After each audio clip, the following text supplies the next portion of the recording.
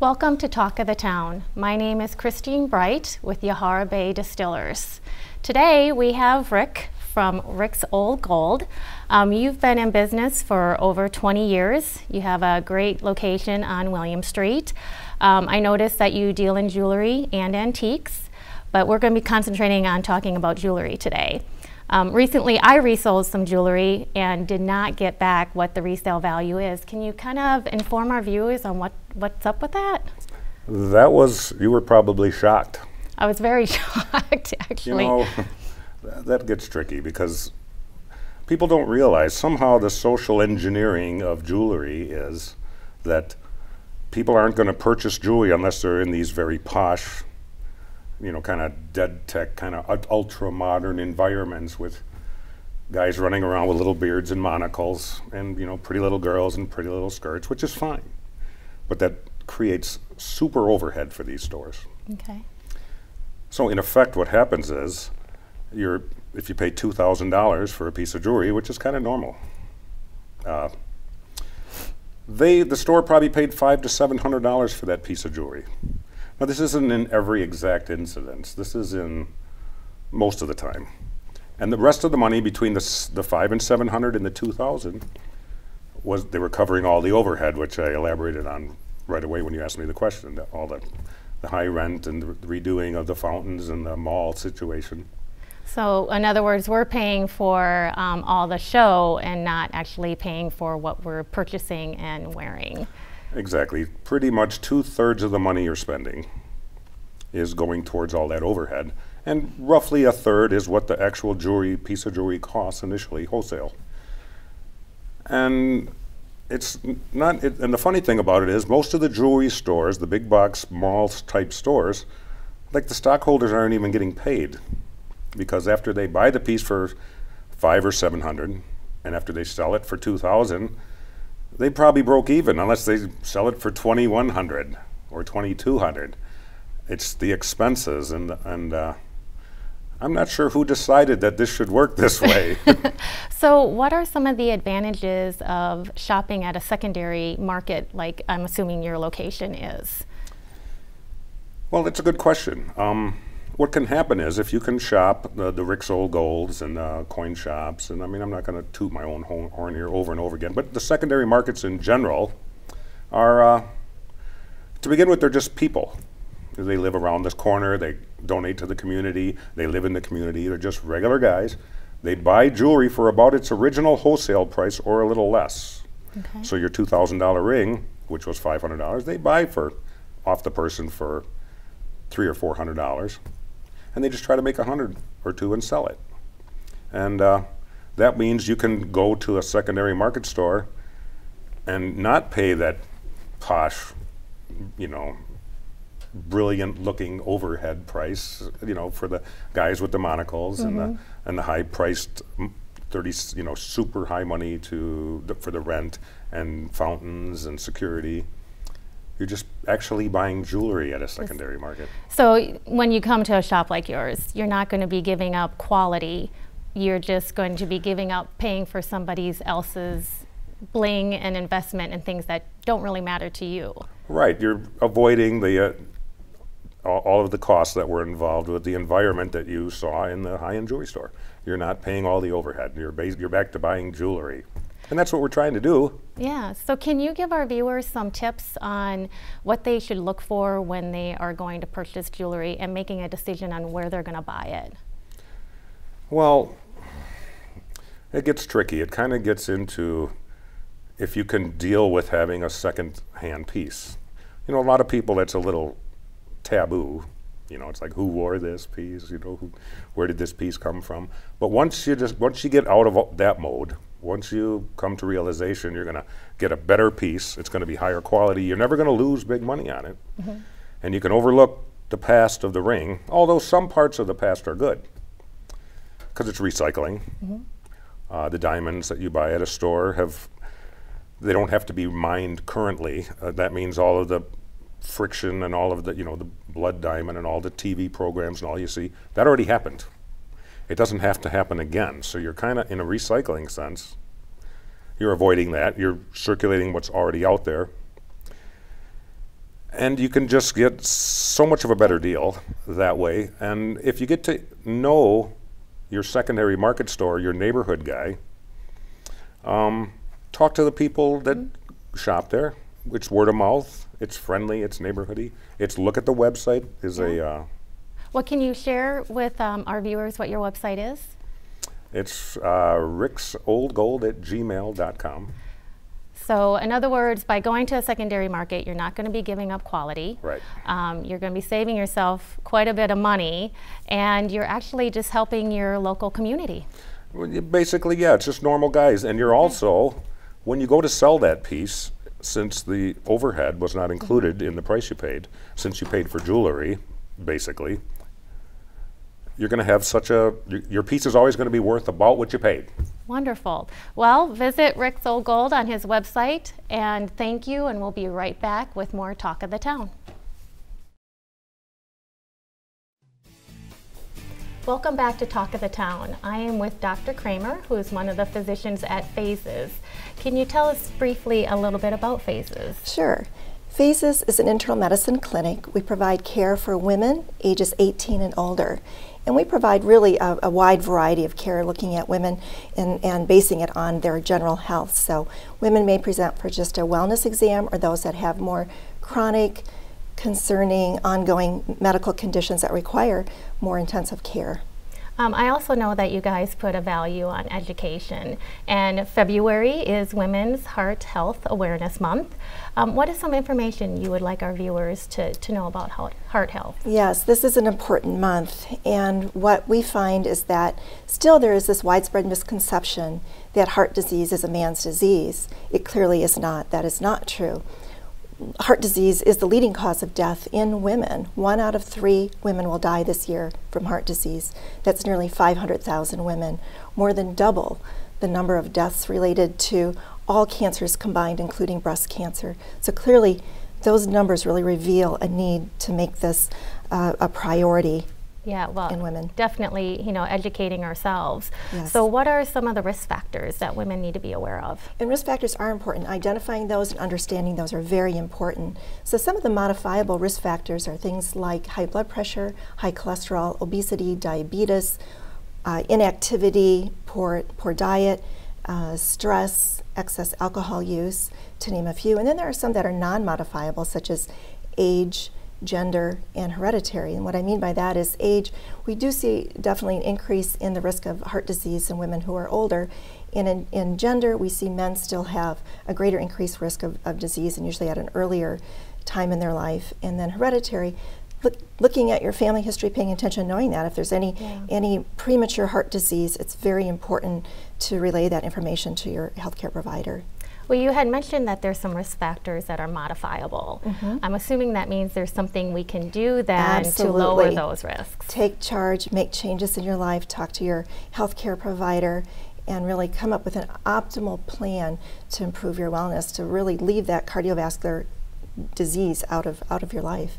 So if perchance a woman has risks that she can't do anything about and chooses not to do, modify those other risks, and could possibly have a heart attack. What are some of the symptoms or things you should be aware of that would, alert you to that? And that's a great question, because even though women can sometimes present as men do with severe crushing chest pain, elephant standing on my chest, vice around my midsection, women can present with more subtle symptoms that can sometimes be confusing. They can present with short of breath, fatigue, extreme fatigue, nausea, pain in the neck, the jaw, the back, the arm area, to mention a few. Sometimes they have just this impending doom. And if that is the case, if a woman is thinking, am I having a heart attack, she should not call her clinic. She should call 911. Okay. Prompt attention saves lives. So is heart disease strictly in older women's issue? Not at all, not at all. We see this really spanning all phases in all ages. What we talk about mostly when we think about heart disease is we're thinking about somebody having a heart attack, somebody having a stroke. We do see that usually more prevalent in older populations, but let me give you an idea in the younger populations as well.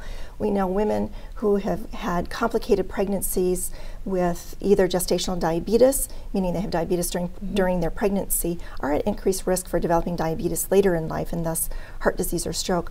Women who have had their pregnancy possibly complicated by preeclampsia or eclampsia, which is a very dangerous condition marked by elevated blood pressure, are also at increased risk for developing heart disease and stroke later in life. Looking at a few other things, migraines with aura, especially in smokers, increased risk for stroke.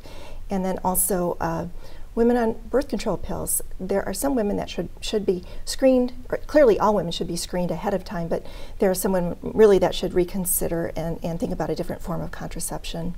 Okay. So if somebody would like to reach out to you at Phases, what is the best way for them to do that? Calling to make an appointment is always Okay. the best, and we've listed our telephone number. We also have our website and a Facebook page. We would be happy to have patients come and visit us. It is staffed by myself and a nurse practitioner who has a vast interest in and expertise in internal medicine, but really likes to spend time with patient education. She is currently just wrapping up a 12-week session on heart healthy living for women.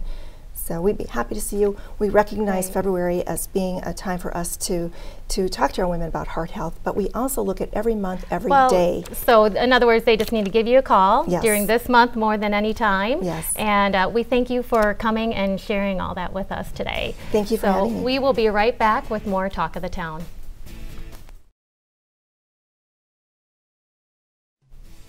Welcome back to Talk of the Town. I am here with April Carlisle, who owns a farmer insurance agency in Monona.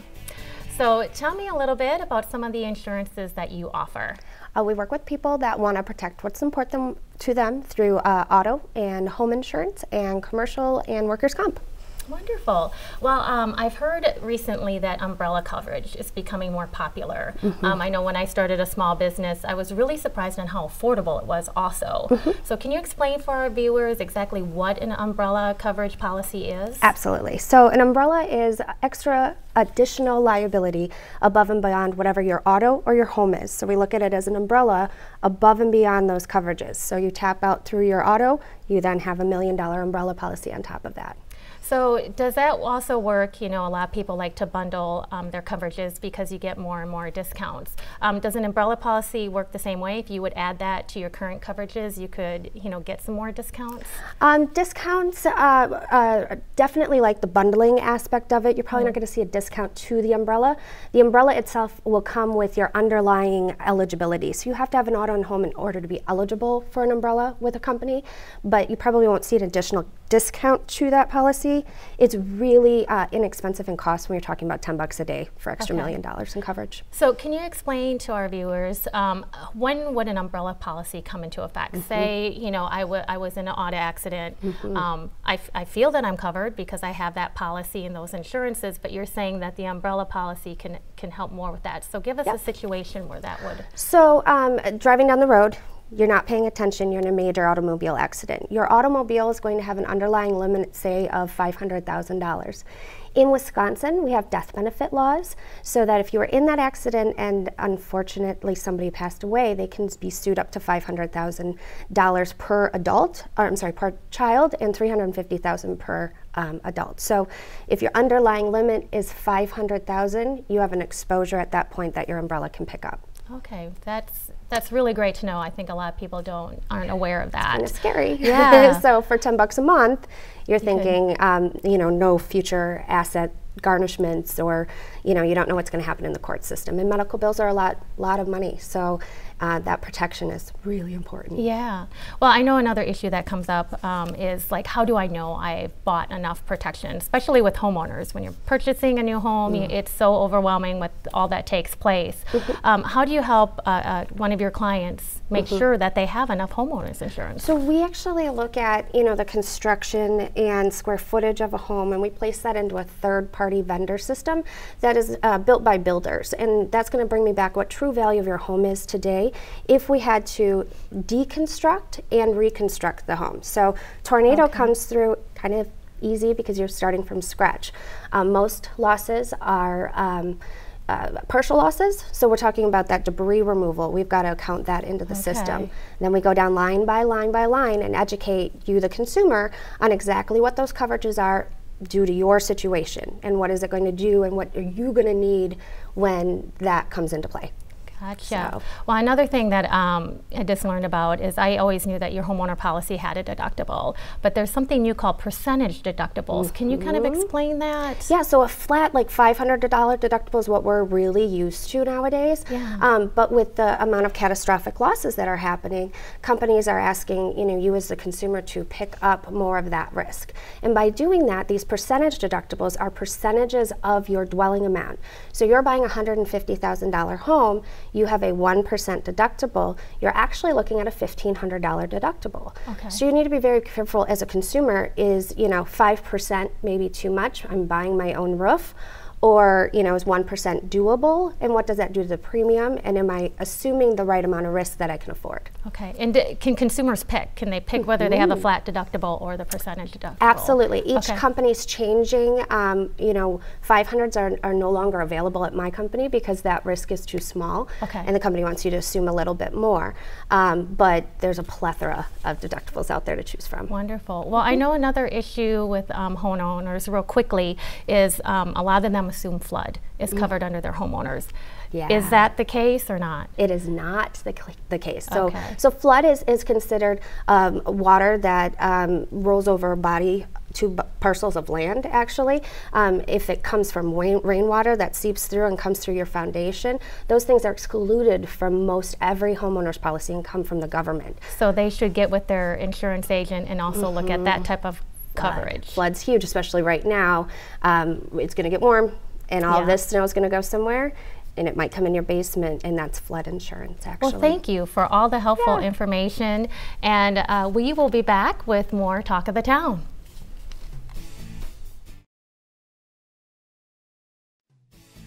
Welcome back to Talk of the Town. I'm very excited about our next guest, Geoffrey, with Celebrations Entertainment. What a fun business to own, a DJ service. It's the best. So tell me a little bit, what separates you from the rest of the services in the area? I think it's that we care about all of our clients. Every event that we do is unique, it's different, and we put that really extra care into every event to make it seem like it's the only event that we do. So what's some of the things that you offer specifically to your clients that separate you? I heard something about, you can require dress of the DJs and things like that. Yeah, absolutely. We talk to our clients and find out exactly what type of event, if it's a formal event, if it's a casual event, we can dress appropriately for the event. We offer disc jockeys and MCs and even auctioneers. We have photo booths and chocolate fountains and decor lighting and specialty lighting. We even have casino entertainment tables now. Oh, wow. You have a lot of neat offerings. We really do. We can do all sorts of events. Well, I know that fundraising seems to be an important part of what you guys do. Can you tell our viewers a little bit of, is it something that you're doing the fundraising or you're helping people do an event to raise funds? That's a great question. Fundraising events use us for not only event services, but as professional MCs and even auctioneers, we really have play a huge role into helping an event, a nonprofit event, raise a ton of money. We're very proud that every year we help nonprofits in the local Madison area raise over $3 million. Wow. We hit that mark and exceed it every year. So we're very philanthropic, and we love donating our time and services to help these nonprofits really survive. That is great. Thank you. So tell us a little bit about when somebody is looking to hire entertainment, for their wedding or whatever, what are some tips that you can give your viewers that they should be aware of? Make sure you feel comfortable with your vendor. Not only the disc jockey, but a photographer and a caterer and a florist. You're not going to just walk onto a lot and buy a car. you want to test drive it first. You want to feel comfortable with the way everything feels. So interviewing your clients and interviewing your vendors and talking to other clients that they've had in the past and making sure that you feel comfortable with your DJ. It's such an important part of the reception. You want to make sure that you're not hesitant and you feel comfortable with that person. So when you're looking for a DJ and stuff, a lot of people already have something preconceived notions of what that is about. What are some misconceptions that people have when they're hiring a DJ? That's a great question. Also, I think the misconceptions are that every DJ is that bad Saturday Night Live skit DJ, and that DJs are cheesy and DJs suck. You don't want to have. That's going to be kind of corny. It can be corny and talk too much and play the chicken dance. That's one too many times. Right. And that's not every DJ. And that's why I do really recommend that you interview the DJs, because we are so far from that. We are professional entertainment services, and we don't have to play the chicken dance for everybody to have a good time. Well, how much control do your clients have when they hire you? I mean, can they give you playlists? What kind of control do you give them? It's 2014, so all of our clients get their own wedding planning website or event planning website if it's not a wedding, and get to choose the songs that they want and the songs that they don't want and the event activities that they want to do and the things that they don't want to do. And we help them with timeline from that website as well. So we're very modern, we're very current with technology, and really help them get involved in their own event and planning it. Well, I know you said some different activities. I've been to some weddings where it's pretty much, they're just doing the music and that's it. Others where they do, the different, mother-daughter dance, father-daughter dance, things like that. Is those the type of things that they can choose from when they're on that website? That's exactly right. A garter and bouquet toss isn't for every client. I think about half the weddings that we do now, the bride actually tosses the bouquet and the garter tosses the garter. The groom. I'm sorry. The bride tosses the bouquet and the groom tosses the garter. That's only about half of the weddings that we do now, because they're in control. You don't have to do all of those things at every wedding. Just because they're tradition and they have been, doesn't mean that you have to do things. So again, a modern approach, a very professional approach, and a consulting approach to our clients. They get to choose. So if somebody's looking to make contact with you, is the best way through your website and initially start some of that, deciding what they want to do, or phone call, or? It's a great way for them to learn about us from our website and our Facebook page, but we love talking to people. We have a full-time office staff of 3 people are in the office, so we answer the phone when it rings, and we love talking to people about their events. Wonderful. Well, Geoffrey, thank you. I know I've learned a ton, and it's great to know that there's somebody out there like you. So I just want to thank everybody for joining us for this edition of Talk of the Town. We very much look forward to having you guys tune in. Thank you.